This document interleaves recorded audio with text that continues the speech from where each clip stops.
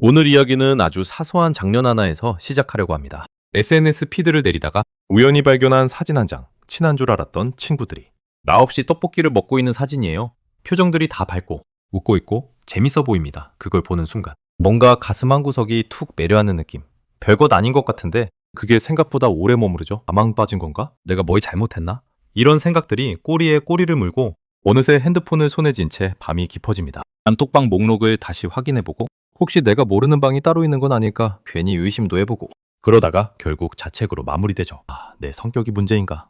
내가 너무 예민한 건가? 이런 경험 낯설지 않으시죠? 아니면 이런 순간도 있을 거예요. 복도를 걷다가 뒤에서 누군가의 웃음소리가 들릴 때 그 웃음이 나를 향한 건지 아닌지 알 수가 없는데 본능적으로 옷매무새를 만지작거리고 살짝 고개를 숙이게 되는 순간 발표를 마치고 자리에 앉았는데 지금 내가 이상하게 보였던 것 아닐까 하는 생각이 멈추질 않는 순간 아무렇지 않게 말을 걸었는데 상대방의 반응이 조금 차갑다 싶으면 괜히 하루 종일 그 장면을 반복 재생하는 순간 우리는 정말 많은 에너지를 남들이 나를 어떻게 볼까라는 질문 하나에 쏟아붓고 살아가고 있습니다.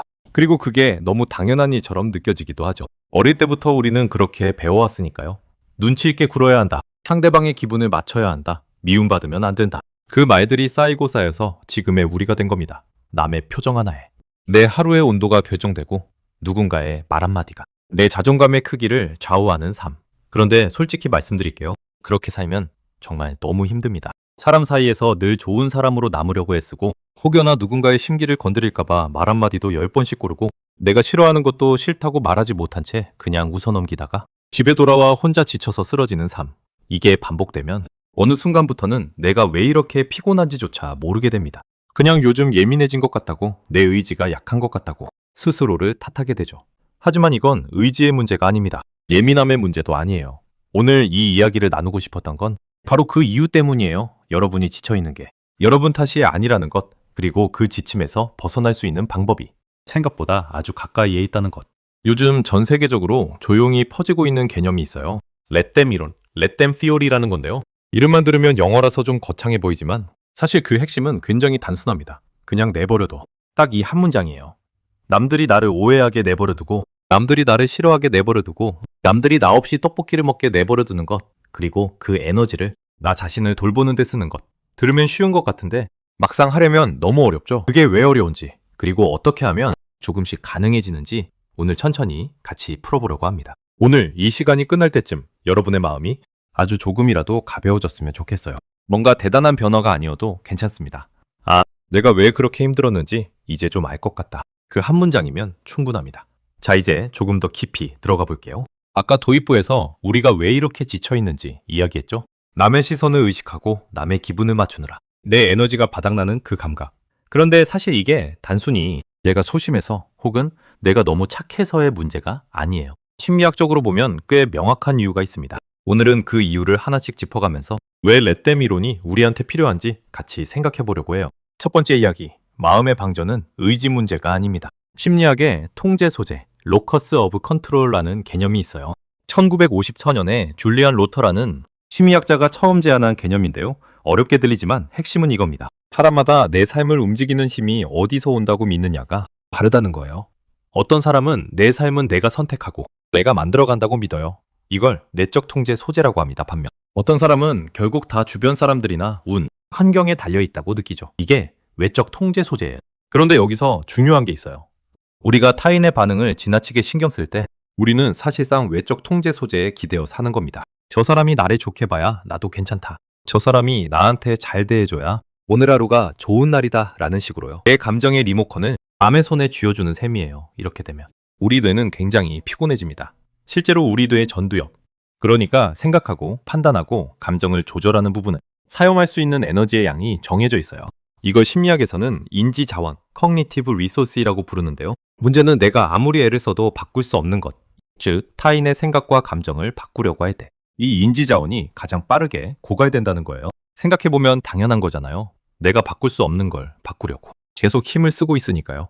벽에 머리를 박으면서 왜 안 뚫리지? 하고 있는 것과 같은 거예요. 그러니 하루가 끝날 때 아무것도 한 게 없는데 녹초가 되는 겁니다. 이건 여러분이 나약해서가 아니에요. 에너지를 엉뚱한 곳에 쓰고 있었던 것뿐입니다. 두 번째 이야기, 게임 조이스틱의 원칙.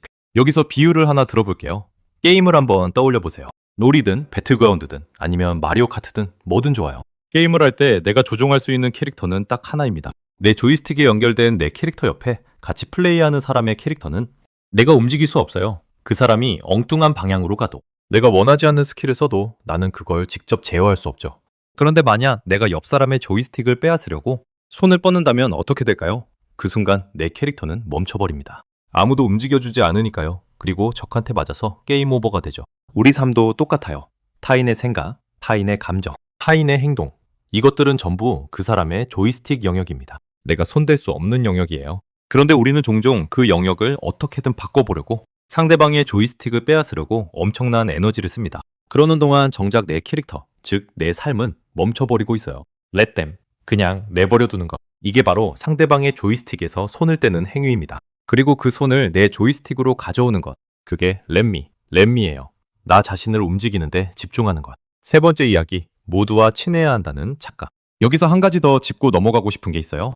많은 분들이 이런 생각을 갖고 계시거든요. 나는 원래 남의 시선을 신경 쓰는 성격이야. 어쩔 수 없어. 혹은 인간관계가 넓어야 성공하고 행복한 거잖아. 그러니까 모두한테 잘 보여야 해. 그런데 심리학자 데이비드 버스를 비롯한 여러 연구자들이 반복해서 확인한 사실이 있어요. 인간관계의 양보다 질이 삶의 만족도에 훨씬 큰 영향을 미친다는 거예요. 친구가 100명 있어도, 진짜 내 편이 한 명도 없으면 외롭고, 친구가 단 두세 명이어도 서로 진심으로 이해하면 든든한 것처럼요. 그리고 여기서 더 중요한 게 있어요. 심리학자 에이브러햄 매슬로는 자아 실현에 가장 가까운 사람들을 연구했는데, 그 사람들의 공통점 중 하나가 바로 모든 사람에게 사랑받으려 하지 않는다는 거였어요. 오히려 일부 사람들과는 갈등을 감수하더라도 자신의 가치관을 지키는 사람들이었죠. 세상 모든 사람이 나를 좋아할 수는 없습니다. 이건 냉정한 말이 아니라 사실 굉장히 해방적인 말이에요. 어차피 모두를 만족시키는 건 불가능하다면 처음부터 그걸 목표로 삼지 않아도 된다는 뜻이니까요. 나를 오해하는 사람이 있어도 괜찮아요. 나를 싫어하는 사람이 있어도 괜찮아요. 그건 그 사람의 자유이고 그 사람의 조이스틱 영역입니다. 그리고 그것이 여러분의 가치를 단 1mm도 깎아내리지 않아요. 네 번째 이야기, 내버려두기는 포기가 아닌 보호입니다. 여기까지 듣다 보면 이런 생각이 드실 수 있어요. 그럼 그냥 다 포기하고 신경 꺼버리라는 거야? 그게 가능하기나 해?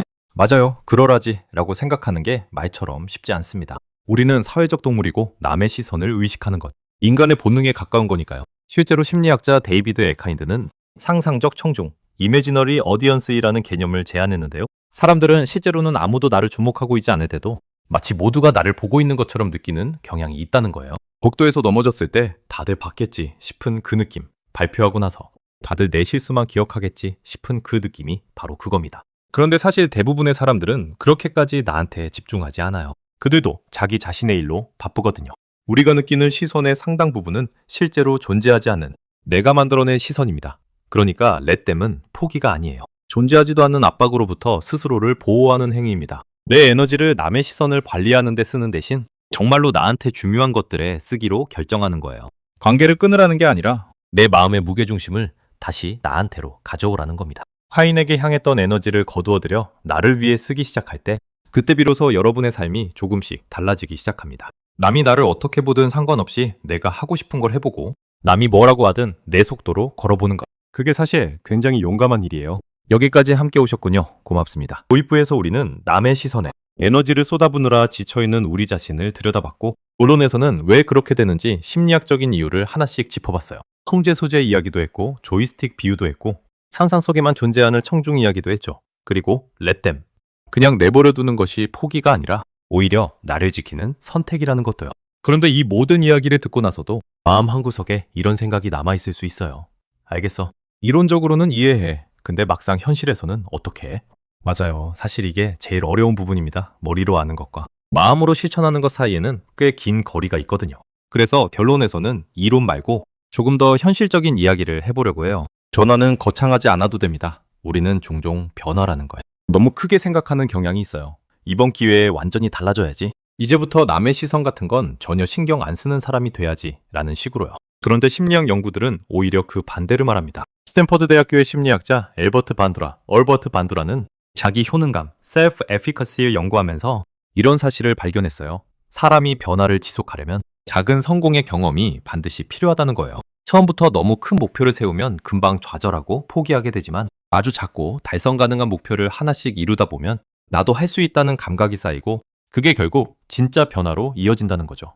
렛댐도 마찬가지예요. 내일 당장 세상 모든 시선이 사라진 것처럼 자유롭게 살 필요 없어요. 그냥 오늘 딱 한 번 누군가 나를 서운하게 했을 때 속으로 조용히 3번만 외쳐보는 거예요. 그러라고 해. 그 3마디가 전부예요. 그게 오늘 여러분이 할 수 있는 가장 용감한 일입니다. 날씨를 원망하지 않는 법. 오늘 이야기의 제목이 기억나시나요? 남의 조이스틱은 탐내지 마세요. 그리고 결론의 소제목은 오늘의 날씨를 수용하는 법이에요. 날씨 이야기를 한번 해볼게요. 오늘 아침 밖에 나갔더니 갑자기 비가 쏟아진다고 생각해보세요. 우산도 없고 비옷도 없어요. 이럴 때 우리가 할 수 있는 선택지는 사실 몇 가지 없어요. 하늘을 향해 소리를 지르며 왜 비가 와? 라고 따질 수도 있겠죠. 그런데 그렇게 한다고 비가 그칠까요? 비는 그냥 비예요. 내가 화를 내든 울든 웃든 비는 자기 할 일을 합니다. 대신 우리가 실제로 할 수 있는 건 따로 있죠. 편의점에 들어가 우산을 사거나 처마 밑에서 잠깐 비를 피하거나 아니면 그냥 홀딱 젖는 걸 감수하고 뛰어가거나 어쨌든 비 자체를 바꾸는 게 아니라 비가 오는 상황 속에서 내가 할 수 있는 것에 집중하는 거예요. 타인의 말과 행동이 딱 이 날씨와 같습니다. 누군가 나를 오해하고 누군가 나를 싫어하고 누군가 나 없이 자기들끼리 무언가를 하고 그건 오늘의 날씨예요. 내가 통제할 수 없는 영역이에요. 그 날씨를 향해 소리를 지르고 왜 이러냐고 따지고 밤새 뒤척이며 분석하는 건 빗속에서 하늘을 향해 주먹을 흔드는 것과 같아요. 나만 지칩니다. 대신 우리가 집중해야 할 건 그럼 나는 지금 어떤 우산을 쓸까? 예요. 그 우산이 바로 렛댐입니다. 비가 오는 걸 인정하고 내 몸을 보호하는 것. 날씨를 바꾸려는 게 아니라 나를 지키는 것. 흔들려도 괜찮습니다.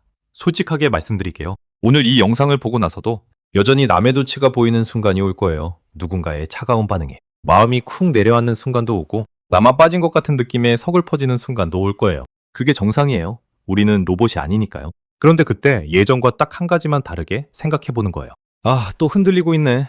근데 이건 날씨잖아. 내가 어쩔 수 없는 거잖아. 그러면 내가 지금 집중할 수 있는 건 뭐지?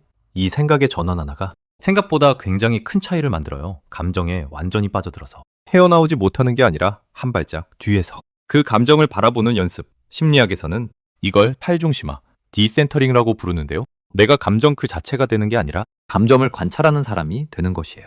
이게 익숙해지면 흔들리는 시간이 조금씩 짧아지고 다시 나한테로 돌아오는 시간도 빨라집니다. 흔들리는 게 실패가 아니에요. 흔들리고 나서 다시 돌아오는 게 성장이에요. 마지막으로 여러분께 드리고 싶은 말. 저는 오늘 이 이야기를 나누면서 사실 여러분보다 저 자신한테 더 많이 하고 싶었던 말이기도 해요. 남의 시선에서 완전히 자유로운 사람은 없어요. 저도 마찬가지고 심리학을 공부한 사람들도 마찬가지예요. 다만 조금씩 연습하고 조금씩 나한테로 돌아오는 거죠. 여러분은 지금 망가진 게 아니에요. 뒤처진 것도 아니에요. 그냥 오랫동안 엉뚱한 곳에 에너지를 쏟아붓고 있었던 것뿐이에요. 그리고 이제 그걸 알았으니까 조금씩 방향을 바꿀 수 있어요. 남들이 정해놓은 길을 따라가기에. 여러분의 인생은 너무나 귀합니다. 남의 조이스틱을 빼앗으려 손을 뻗기에 여러분의 손은 너무나 소중해요. 그 손으로 여러분 자신의 조이스틱을 잡으세요. 천천히, 조심스럽게. 그리고 여러분만의 속도로 오늘 하루도 수고 많으셨어요. 비가 오면 우산을 쓰고 흔들리면 다시 돌아오고 그러면서 살아가는 거예요. 그게 충분히 잘 살고 있는 겁니다. 그러라고 해. Let them. 그리고 나한테로 돌아와요. Let me.